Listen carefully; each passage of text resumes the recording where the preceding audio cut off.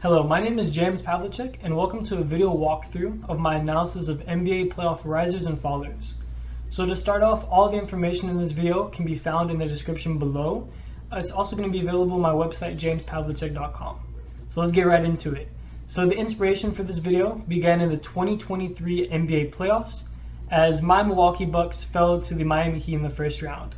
And I'll go ahead and throw on a little bit of video so you can get some context. So the Heat in this series were led by Jimmy Butler, who scored an average of 37 points per game over the 5-game series. We can see in that clip that Jimmy Butler's not doing Jimmy Butler things. So this performance was a 64% increase in scoring, where all of his other stats remained constant, but 64% is a big jump in an NBA series. So Jimmy Butler, like myself, is a Houston native, and he's been one of my favorite players for a long time. So during all of my years of watching him, I've never seen anything as crazy as this. So this sparked me to look into Jimmy Butler's ability to step up in the playoffs and to see if this is an anomaly or a common occurrence among similar level stars that just doesn't get covered by the media. And as we can see here, this is just another example of Jimmy Butler not doing Jimmy Butler things. Jimmy Butler does not dunk on Giannis. It doesn't happen, guys. So starting off, I broke down this project into 3 big questions that I needed to solve. So what single metric are we going to look at? And let me bring this back to myself. What single number metric are we going to look at to compare performance? So the stat that I chose was PER, which stands for Player Efficiency Rating, and this uses box score data of the following stats. It's going to be points, rebounds, assists, steals, blocks, three-pointers, turnovers, and shooting percentage. And we don't need to use advanced metrics like win shares or value over replacement, because we're comparing players against themselves in the same season, not comparing different players from different eras. And the source that I used for this formula is going to be linked down below as well. So the next question is going to be, which players are we going to analyze? So there's over 8,000 players who have ever touched an NBA court, and the goal is to break that down into a digestible number. So to start, we can only use players who were drafted in 1979 or above, because the NBA did not have a three-point line until the 1980 season. So the next parameter that we set was to only look at players who have over 2,000 minutes in the playoffs, and this is to get players who are rich in playoff experience. And the final parameter was to find players with an average PER of 15 or higher, and the number 15 or higher came amongst because the creator of the PER stat, John Hollinger, set 15 as the league average PER. And the next thing that we're going to look into is how are we going to adapt for injuries and increased difficulty in the playoffs. And to adapt for injuries, I've set only to look at playoffs runs where the players have played 3 or more games to limit first round exits due to injuries. And the next thing for playoff difficulties, I created a formula that utilizes relative true shooting percentage to gauge playoff difficulty, and I'll put a whole lot more of the information down in the description below. And it's also going to be available in the code that we cover. So the next thing that we had to do, which brings us to the next point, is code. So I did data collection through Python, and I utilized 2 key sources. The first was NBA API, which is a package available on Python, and the second was web scraping for all the information that I couldn't get on NBA API with sites like stats.nba.com and Basketball Reference. So I'll go ahead and run through the code real quick. Let me pull it up. It's going to be right here. So this is a walkthrough of all the code that I written for this project. So it has a quick description up here of what's happening. Go through and import all the packages that we're going to need for the project. The first step was going through and finding the regular season and playoff league average true shooting percentages for that formula. You can go through.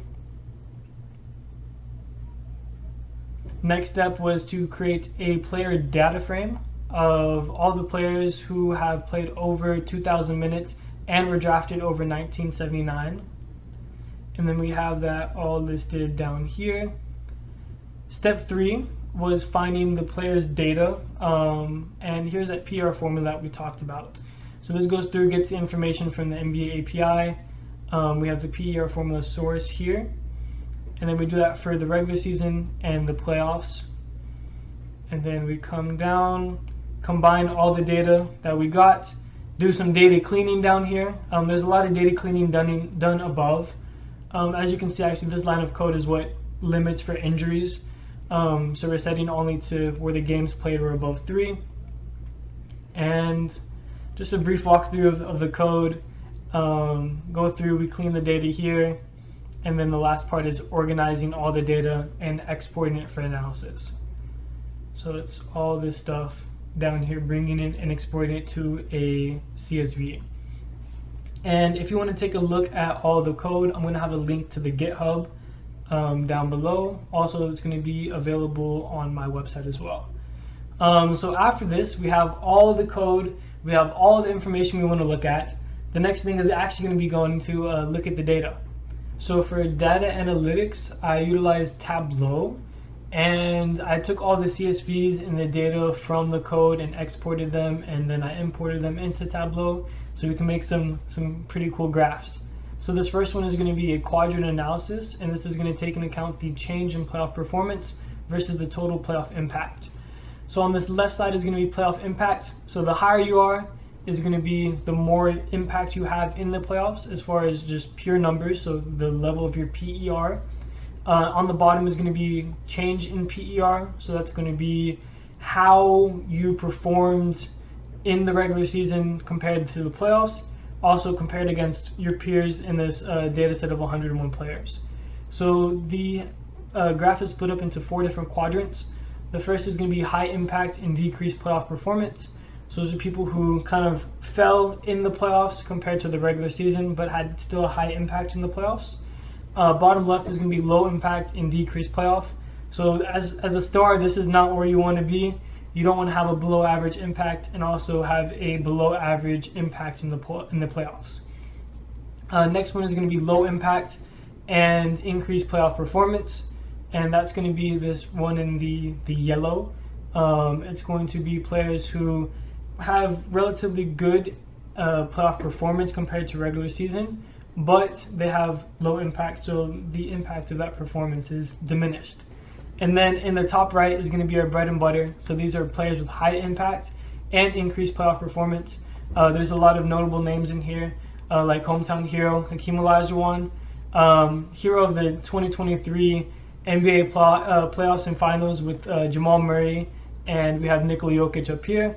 2 of the greats, LeBron James, Magic Johnson, Dirk. We have a lot of great players up here in this upper quartile. One standout player to me was Kevin McHale up here, both in the top 99th percentile for both playoff impact and playoff performance. So that was very, very interesting to see.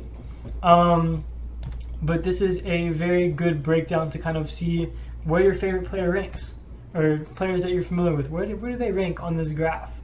So next thing, which kind of also breaks that down, is going to be a histogram. So this demonstrates the binomial distribution of these stats, which is kind of harder to see with the quartile analysis like before. But my head's covering it. I'll scroll up a little bit.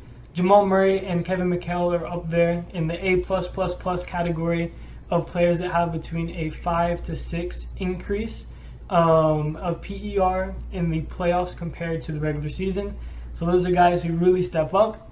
Scrolling this back down, we have players kind of in that A tier. These are a lot of defensive-minded players, like Hakeem Olajuwon, Dikembe Mutombo, Draymond Green, Isaiah Thomas, Kawhi Leonard, a lot of two-way players in here who go through, get you some defense, get you some offense. Everything in green is going to be above average. Everything in red is going to be below average. So sad name to see down here is Giannis. Although he does have a very high impact in the playoffs and the PER, it's not nearly as high as his regular season impact, which for this demonstration of stats is having him at the very bottom in the F tier. So going forward, I made a dashboard that you can go through and select different players and see how your favorite player ranks among different players. So this is going to be Jimmy Butler. So we have a nice picture of Jimmy Butler, a couple of stats about him. We have his career trajectory. So this is his regular season PER and how it's trended over time. And then in this top right is going to be our rankings of how the regular season versus playoff stats performed. So this is our PER stat. So he's had a minus 10% decrease in the playoffs compared to the regular season, but still kind of ranks in the middle because we've adjusted 0 to be the average down here in this graph. But yeah, so this is a very cool graphic where you can go through and look at a couple of different players. So for example here, kind of what I was expecting, not really. Jimmy Butler is right in the middle. So the narrative behind Jimmy Butler is pretty much the same as any other player, whether him stepping up in the playoffs is just, he's an average player in the playoffs compared to the field. And if you're looking at the raw numbers, he's actually 10% decreased in the playoffs. But I actually encourage you guys to go through and click through on the dashboard. There's a lot of cool different players that you can go through and look at. Another hometown hero, Clyde Drexler. There's a lot of different players on here. Giannis Antetokounmpo. All 101 players in the data set are going to be listed here on the dashboard. Link will be in the description for you guys to go look at. So now closing it out, coming back to me, we'll hop into our conclusion. So in summary, we first identified the question of what we're trying to solve. So which players in the playoffs step up or decrease, and for that you can go through and click through the dashboard, play along, play through the graphs as well. The next step was collecting through the data with Python, and then after that cleaning the data with pandas, and then lastly we analyzed the data in Tableau with graphs and dashboards to kind of help explain the findings of the project. In conclusion, the data gathered and presented in this project can help in multiple different ways. So the first of which being to help inform business decisions for teams, specifically their front office, evaluating active players, deciding whether to give them new contracts or even extensions. And they can do this based on both regular season and playoff data with this data set. And that's going to help them reach their ultimate goal of winning a championship and picking those right players to do so. So a second would be to provide context to fans and even players if they like.